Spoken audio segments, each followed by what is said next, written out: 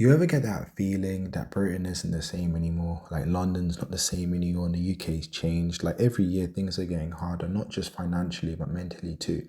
Like you walk outside and people look tired, people look drained, people look like they're just existing. You know what I mean? Like sometimes people look like they're so angry with life. Like you go to hot countries, you go to Spain, you go to Portugal, you go to parts of Africa, and people are always happy. And a lot poorer countries in the world where people are actually happy. I'm not trying to complain. I'm just trying to talk honestly about like what's going on and actually how to stay strong through it because there's a lot of issues in the UK and there's ways to deal with it. You know what I mean?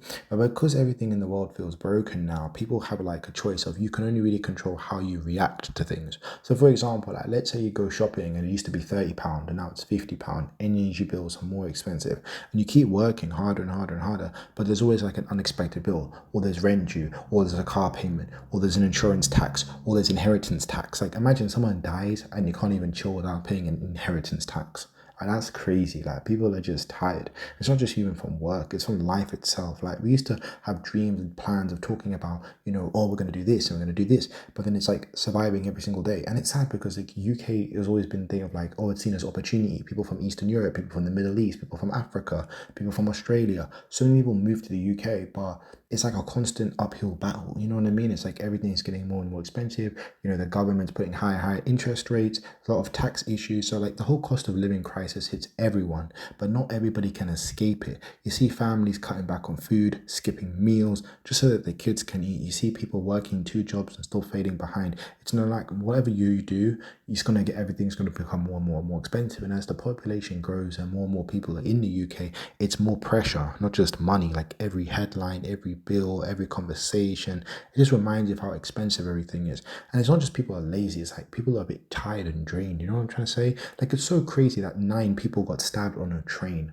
Like literally on a train in London, 9 people got stabbed. Like it's just a bit sad. Like the system, it's a bit messed up. And sometimes you feel like the system is against you. Like you want to climb the ladder, you want to do better, but the system just keeps putting you down. And all that pressure can build up, like mentally and emotionally. And people are anxious, angry, disconnected. Social media also makes it worse because you can see fake happiness, but people struggle in silence. Like people don't put their struggles online. So you're seeing all this fake happiness of, oh, everyone's doing good, which messes you up mentally. But then physically, people can get you messed up because everyone's fighting. There's violence everywhere. You grow up in an area where everybody's hyper violent and hyper vigilant and paranoid. Doesn't help. So we normalize being burnt up. Like you might tell people like, oh, like fix up, just stay positive. But sometimes it's hard like to actually be positive when your surroundings show negativity, your surroundings show death, your surroundings show drug abuse, drug addiction. And the truth is like Britain's not just financially broken, it's emotionally broken. Like everybody's pretending to be fine. Oh, it's all good, bro. It is what it is, bro. That's just life. You got to keep it moving. But the thing is, it's like when a country starts to fall apart and things start to collapse, that's why we see the price of gold rising. That's why we see the things of Bitcoin rising. That's why people are putting their money into other financial assets because they don't trust the currency. And a big reason people feel hopeless is because everything is out of your control. Like rent going up is out of your control. Food going up is out of your control. Wages staying the same is out of your control. So the government urges people to struggle, but the thing is, by people struggling is what creates like divide between people, and people start hating and blaming other people, but they're not looking at the people who control the country. We used to believe that hard work pays off, but now it's just about paying the bills. People lose motivation and they feel like the effort doesn't matter anymore. Do you understand what I'm trying to say? And that's a dangerous society to live in. If people don't actually understand that the world is getting worse, then people will turn to each other and start blaming the wrong types of people and pointing fingers. But the thing is, when hopes die, that's when people's mentality swifts. Do you understand?